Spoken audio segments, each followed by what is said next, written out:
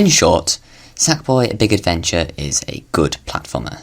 I haven't played a huge variety of platformers, especially not 3D ones, but I can say with certainty that it is one of the best that I've ever played. It controls well, for the most part, it is varied and creative, for the most part, and there is a decent amount of content. It is a very good game. I would recommend it over Crash Bandicoot or any Sonic game with maybe a couple of exceptions. But the reality is that Sackboy: Big Adventure follows on from the Little Big Planet games. Maybe it's unfair to compare them, since this game is independent from the LBP series, but I think that it is only natural to. And when I reflect back on what made Little Big Planet so fun, many of the great elements in that game, and I'm not just talking about the community content, are missing here. You can expand Sackboy's moveset and throw him in a 3D environment, but if the essence of the original games is missing, then it just feels, I'm not going to use mediocre because I hate that word, good in comparison, but not, that good. If all that you expect is a half-decent platformer, then you're in for a blast. If, however, you're expecting to relive the Little Big Planet experience, then you'll probably be disappointed. I'll begin with the gameplay. That seems pretty logical. And I'll repeat what I said earlier. The vast majority of the time, Sackboy controls like a dream. The game plays at 60 FPS on both platforms, and Sackboy is incredibly responsive. The first mark of a good platformer is not shouting at the screen because you could have sworn that you pressed the jump button, or because the jump is too short or too long or too imprecise. No, Sackboy's jump is fine. There was only one level which had me raging, and that was for a completely different reason. And if we compare that to Crash Bandicoot, oh dear. Aside from the general quality of Sackboy's control, there's also his moveset itself. In a similar manner to the original LBP games, pushing left or right on the left analog stick makes Sackboy move left or right. I found that quite easy to get to grips with, no game overs thus far. But here's where things get interesting. By pushing the analog stick forwards or backwards, instead of layer switching, Sackboy actually moves smoothly forwards and backwards. It's amazing! What an innovation in technology! I knew the PS5 games would push the boundaries, but 3 dimensions? Crazy. Absolutely crazy. As far as transitions to 3D go, Sackboy did a much better job than both Sonic and Mario as far as the controls go. But then again, we've had over 2 decades to perfect the formula, so we should expect 3D platformers to be of a high standard. Of course, Sonic Team exists in an alternate reality where games get progressively worse over time. Sackboy's movement is not exactly perfect. He's easy to control at least, he never feels like a tank, and he has good acceleration. But he's just really slow. I understand that if he was faster, he would be at risk of becoming slippery, so in that case, maybe a run button could have been implemented. I did find that rolling speeds you up a little, but that's only really a viable option when you have an open path ahead of you. I would have preferred greater momentum behind Sackboy, with the levels being designed around that. Obviously, the more you focus on momentum, the more difficult precise platforming will be, but Sackboy: Big Adventure is not a precise platformer anyway. I can pick out games like Rayman Origins and Fancy Pants for managing to combine both precision and momentum in the protagonist's controls. Even Little Big Planet feels like it had more momentum, though that's mainly a result of level design, which I will discuss in greater detail later. Sackboy can also jump, which I'm sure surprised absolutely no one. I can appreciate the absence of a double jump, which I tend to feel is only ever added to compensate for imprecise controls. Sackboy does, however, have this weird mid-air flutter move, which feels completely unnecessary. It's like a cross between a double jump and a glide, except it doesn't give you extra height and it barely gives you any extra distance. Realistically, you can probably make it through the entire game without ever using it. But the fact that it is part of Sackboy's basic moveset means you are essentially predisposed to using it, which can result in some frustration. In this level, I never worked out how you were actually supposed to make this jump, because the glide gives you almost no extra distance whatsoever. I discovered much later on that rolling in midair allows you to dive forwards, which gives you even more distance, making the glide even more redundant. Those of you that have played Little Big Planet will also be aware that Sackboy can grab things, specifically spongy things. The same is true in this game, though it has been implemented differently. For the most part, you'll be using the grab button in order to pick things up. Things that you've picked up can be thrown around, which is neat and an addition that I'm definitely on board with. I particularly like the fact that if you pick up an acorn, you can plant it in a nearby plant pot for some sort of reward. I completely missed this at first and was amazed when I found out. It adds an extra degree of depth to the levels. You can also pick up stunned enemies, which is fun. Most of the time I pick things up with offense in mind. In theory, you can throw things at enemies in order to deal damage, but there are a few slight nuances to this. The first is that you need to be facing something in order to lock onto it. Now, this might seem intuitive, but when playing from an isometric third-person viewpoint, it doesn't feel as fluid as it should. If an enemy is chasing you from behind, you have to rotate the left analog stick in order to move Sackboy round to face the enemy that is chasing you, and by the time you've pulled off that manoeuvre, you've probably already been hit. And secondly, even if you do perform everything correctly, there's only like a 20% chance that what you're throwing will actually lock on. I think I hit an enemy with another enemy just once early on in the game, thought, oh, that's cool, and was then never able to pull it off again. There is a level later on where you're expected to throw around explosives, which is easier owing to the fact that they have a wide area of effect. But even then, when the boss required me to use this mechanic as the primary method of dealing damage, I encountered a lot of frustration. In fact, almost every issue that I've had with the controls is related to the grab mechanic. Up until a certain point, maybe a third of the way into the game, I'd experienced next to no control-related problems whatsoever. But then there was one level, just one level, where for some reason absolutely nothing worked. I had unfair death after unfair death. I restarted so many times trying to get an ace before eventually giving up, and even then I got a game over. I got a game over in Sackboy: A Big Adventure. And it wasn't even because I was bad at the game. It was because of a few bad design choices and the fact that, for some reason, when you try to grab onto a spinning wheel, it works about 50% of the time, and that is no exaggeration. And once you've grabbed on, launching yourself off is a whole other problem. It took a lot of trial and error to work out the exact technique, because the wheels spin way too slowly for you to just fly off like you would in Little Big Planet, yet trying to jump off the top doesn't work either. But these wheels only accounted for one portion of the issues in this level. These bubbles are absolutely awful. Thankfully, they rarely appear outside of this one level. Seriously, 8-directional movement just does not work, from my experience. There were also some really bizarre design choices that led to a few additional deaths.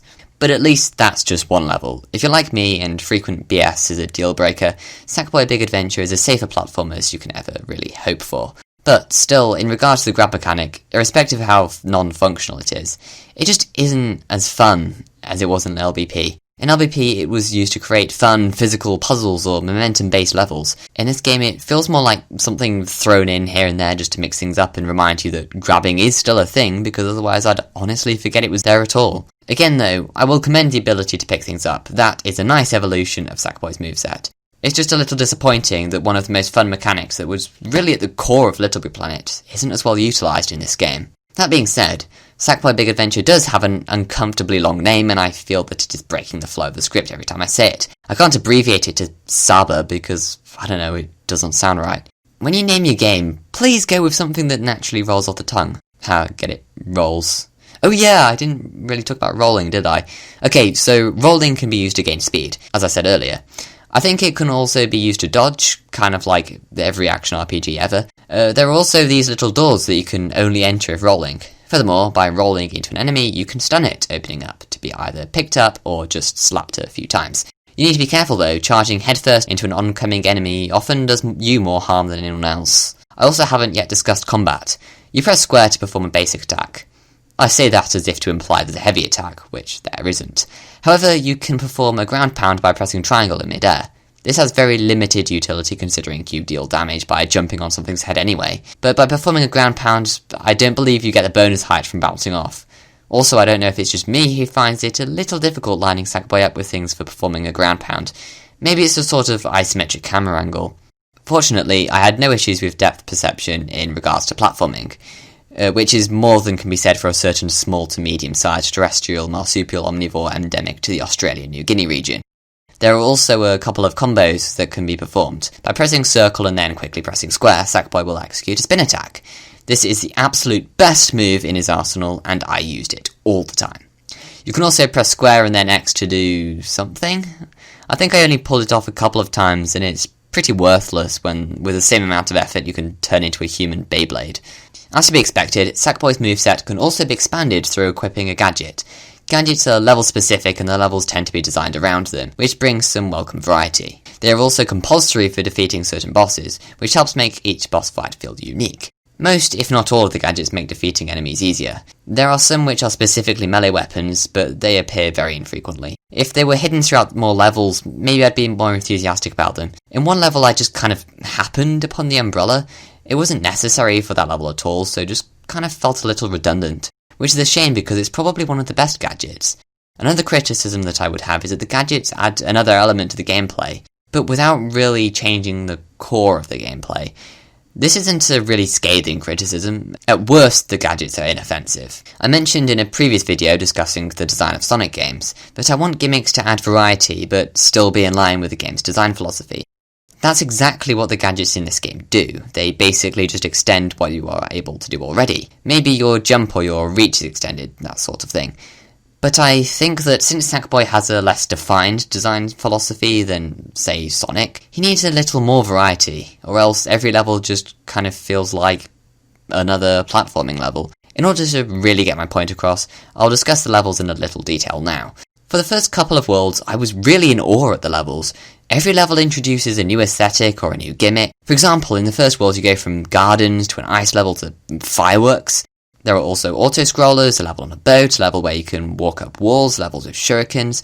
I especially like this level where you can use the motion controls to move the platforms. That was really cool. Yet, as I progressed further into the game, I found that even though new gimmicks were still being added, and all were fun, with the exception of the bubbles, the momentum of the levels remained the same. Every level was just more basic platforming, hitting a few enemies, grabbing some score bubbles. What never changed was the pace or the momentum. In some cases, this may be down to the gimmicks themselves, but a lot of the time, I don't feel the gimmicks were used to their full potential. A lot of the levels just felt like short demos, introducing a gimmick and then not really progressing it to test your skill. Because I haven't really played a huge number of 3D platformers, it's difficult to think of an example which really gets my point across. My favourite 3D platformer, Sonic Unleashed, doesn't really suffer this problem because it only has about 10-ish main stages, and then the game is fleshed out with Werehog, which is a bad way of adding variety, as it is completely at odds with the rest of the game. In contrast, Sackboy has more than 10 stages in every world. I go into Sonic Unleashed or Generations expecting a handful of solid, fast-paced stages, but if every level in Sackboy Big Adventure is just a solid platforming stage, then it gets stale fast. Sonic Adventure is probably a little closer to Sackboy. It mixes things up with fast-paced segments, platforming segments, explorative segments, snowboarding, driving, fishing. The Crash trilogy has some good but sparse variety, where you might be riding a polar bear or bike or boat. And then we take a look at Little Big Planet. There's platforming, swinging, puzzles, boss fights, chases, skateboards, races, survival levels, the odd tutorial featuring a certain Stephen Fry. Little Big Planet had great variety in terms of level design and momentum. Despite this, the first LBP probably has less variety in its gameplay. It had the jetpack, but that was about it, and I can only actually remember one instance of it being used. I'll commend Sackboy again for its gadgets, but having said that, LBP introduces the Paintinator as DLC, and that was completely game-changing. So many community levels would feature DLC features like water or the Paintinator for variety. It meant that not every community level was a platformer. It meant that every community level was either Shark or Tsunami Survival. Yeah, the copied levels were a pretty big issue, but Tsunami Survival was really fun. I've not played as much of LBP 2 or 3, but I'm aware that they are even more varied. LBP 3 even has multiple characters, all of which, from what I've played, are fun, unlike Big the Cat, and are appropriate for the game, unlike the Werehog. I mean, Oddsock was really fun. Imagine if in Sackboy Big Adventure there were levels where you would ride Oddsock, similarly to the riding levels in Crash. You would only need one a world and it would immediately elevate the game, though I acknowledge the difficulties of implementing that with co-op. Oh yeah, speaking of co-op, there's co-op, apparently. I've not had the chance to try out co-op yet, as online multiplayer is going to be coming sometime in the future. Sounds a little familiar. Also, because of the whole, global pestilence people are sharing around at the moment, I can't just invite a friend round to watch Ali G in the house for the 16th time and then actually just play Sackboy instead. Wow, I miss LPP co-op. Gotta do that again, hopefully, next year. But anyway, I have absolute faith that the co-op makes an already enjoyable game just so much better. I failed to mention emotes yet, but there's emotes. There's also a dab, which is so old and forgotten it's past being ironically good and now genuinely makes me smile. The potential for expressing yourself through emotes really is the key to making a successful online game. Don't believe me? Just look at Fortnite. I swear the emotes became more popular than the game itself. On a further note, flossing isn't even ironically acceptable. It's just wrong, and you shouldn't do it. Every time you floss, an omnivorous marsupial native to the Australian New Guinea region dies of prolonged neglect. You don't want that on your conscience. There's also been an expansion of interactivity with other players since Little Big Planet. I've not tried any of this out, obviously, but apparently you can pick each other up, throw each other, you can stand on another player who is rolling for some purpose, I suppose. There's also a number of co-op specific levels, 2 per world I think. I can't wait to try these out one day. Going on what I've heard from other reviewers and those that have tried out co-op, it certainly seems to be the highlight of the game. I can appreciate the fact that at least one thing that was integral to the Little Big Planet series returns here. Moving on from the levels, now it's time to talk about boss fights. In my experience, especially in platformers, boss fights tend to feel unimaginative, as if they exist in the game as a matter of necessity, without much thought or care put into them, and aren't nearly as fun as the levels themselves. Generally, a game will have only one or two good boss fights, if any at all, and in cases where the fights are consistently good, it tends to be because they all follow the same template. So I was pleasantly surprised in regards to the creativity behind every boss fight in Sackboy Big Adventure. With Sackboy's evolved moveset, it's become possible to craft more elaborate bosses. Each boss requires a different mechanic to take on, so they all feel distinct. However, most went down the traditional wait for an opening to attack route, which in some cases led to rather boring boss fights. But despite this, each fight still mixed things up as it progressed, so they rarely became monotonous. The first boss fight was probably one of the best in the game, as it was consistently fast-paced and regularly mixed things up throughout. I can confidently say that Sackboy Big Adventure has some of the best boss fights of any platformer that I've ever played, and probably has the most varied. Another strength of Sackboy is all of the extra content. The game very much feels like a platformer for completionists. For starters, the basic collectibles are the score bubbles, which are making a return from LBP. They don't do anything other than increase your score, but based upon your score you will receive a number of trophies at the end of the level. There are 3 trophies to collect: bronze, silver and gold. Each trophy offers a reward, with the gold generally giving away a costume piece. That's right, costumes are making a return. You can customize your Sackboy's appearance with various costume pieces. You have a number of slots for equipping attire, I think more than any of the previous games. Extra customizability is also added through the ability to change the colour of any costume piece, with the colours themselves also being collectibles. I don't remember this being a feature in any of the LBP games, though I could be wrong about that. The only criticisms I would have would be the lack of costume pieces available in comparison to Little Big Planet. Then again, LBP had 3 games worth of costumes available, plus all the DLCs.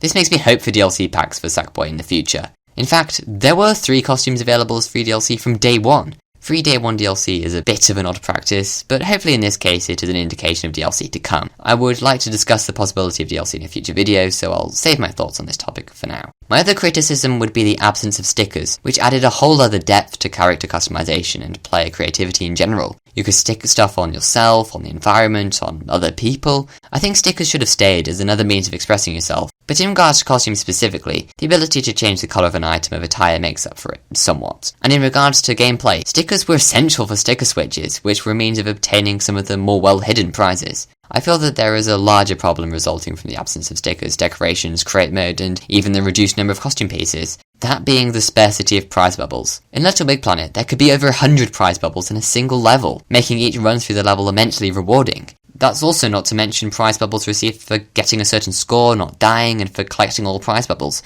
In contrast, a level in Sackboy Big Adventure has maybe 5 prize bubbles at the most, and that's including the 1 costume piece that you might get for achieving a high enough score. Then on top of that, consider the fact that generally you'll have no interest in 90% of the costume pieces. Yeah, not too rewarding really, and that's sort of a theme when it comes to collecting stuff in this game. Remember the keys in Little Big Planet which unlocked extra levels? Well, in Sackboy Big Adventure you just kind of unlock extra levels as you go along. Granted, some are hidden in the hub world, but I use the word hidden loosely. They're just not necessarily linked to the level you just played. There are a few optional levels, and they're no different from the regular ones. Whereas in Little Big Planet, there would be survival levels, or races, or, well, in LBP3, a level where you get to play as another character. In Sackboy, it's just more platforming. The levels are all fun, don't get me wrong, but it's more of the same fun. Maybe I'll change my mind after trying the co-op levels, I don't know. Having said that, you can unlock knitted night trials by finding a Rubik's Cube in certain levels, which isn't all that difficult.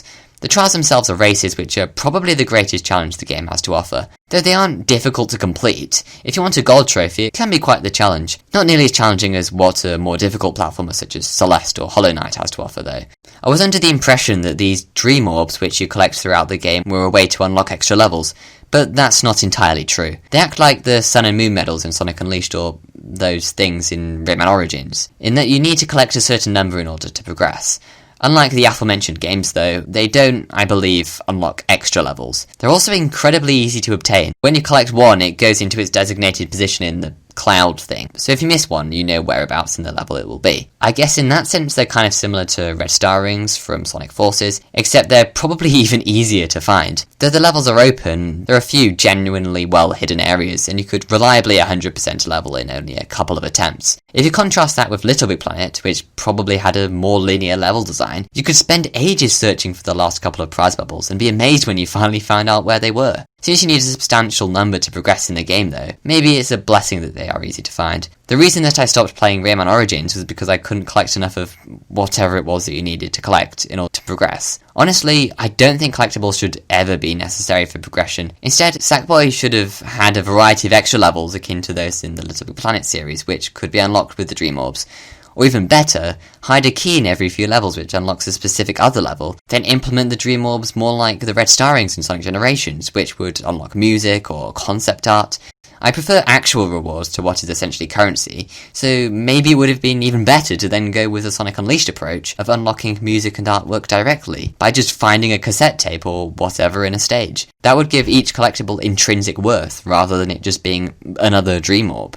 The final collectible is the Collector Bell. The Collector Bells are essentially the in-game currency, and they honestly feel really redundant. They're only used to purchase cosmetics from Zoom Zoom's shop, so you'll end up just spending the collector bells that you've accumulated throughout the game on the few items that you actually want. There's not really a great deal in the shop, but there's a few cool things. Surely it would have been better to just stick all these purchasable cosmetics into the stages of prize bubbles and do away with the collector bells? Since you can unlock about half the cosmetics just by playing, there's never really reason to spend at all. And on top of that, you'll be saving up only for what you really want, since it's all quite expensive, or if not, waiting to see if an item you do want will ever become available in the shop. This means that your own wardrobe is full of only what you really want for your own personas, rather than all the random and exciting stuff that would fill it up in LBP. And then if DLC is added later, as I hope it is, then the shop becomes even more redundant because the most exciting costumes will come directly from the PlayStation Store. The only way I can see the shop as becoming a genuinely worthwhile addition is if Sumo releases some free expansions which adds more stuff directly to the shop, because obviously it would be difficult to add new prize bubbles to the existing stages. In conclusion, I'm aware that I've sounded a little harsh on the game, but in reality I really enjoy it. It has lots going for it, it has good controls, creative levels, and caters for completionists. If you're a fan of 3D platformers like Crash Bandicoot or Mario, then I would really recommend it, though suggest waiting for a drop in price. The standard edition is £60 in the UK, which is a lot for what you get. Though it's a genuinely good platformer, it doesn't live up to the legacy of Little Big Planet. If I'm to be optimistic, I hope that this game is a precursor for things to come, that Sumo Digital is testing how Sackboy might control in 3D before moving on to more ambitious things. In that case, this game is promising. A 3D Little Big Planet game may be on the horizon. I'm also hoping for DLC costume and level packs in the upcoming months and years. Continued support for the game will justify the honestly pretty ludicrous price tag, and bring me back to an enhanced experience. As far as level packs go, they could provide the additional variety that I was hoping for earlier, thinking along the lines of the Metal Gear Solid pack for LBP1. But again, I'm intending to discuss DLC maybe in a later video. For those of you that skipped the end of the video in expectation of some definitive numerical score to fiercely disagree with in the comments, I would give this game an 8. Basically, it's really good, but not amazing. Obviously, numbers are meaningless in a subjective context, but in order to give some sort of comparison, I'd give Little Big Planet a 10. Maybe Sonic Unleashed a 9, so that's probably generous. I'll give Crash 1 a 6 and remind myself that I need to play Crash 2 at some point. Sonic Forces gets a 3.5. Anyway, what did you all think of the game? What did you like? What did you not like? Have I said anything that you would like to dispute? Let me know in the comments below. Also, if you enjoyed the video, make sure to leave a like, as that makes me feel like I'm worth something. And you better make sure that you subscribe, because my subscriber count is a direct indication of my numerical worth, which is quite low at the moment. I hope to see you all later.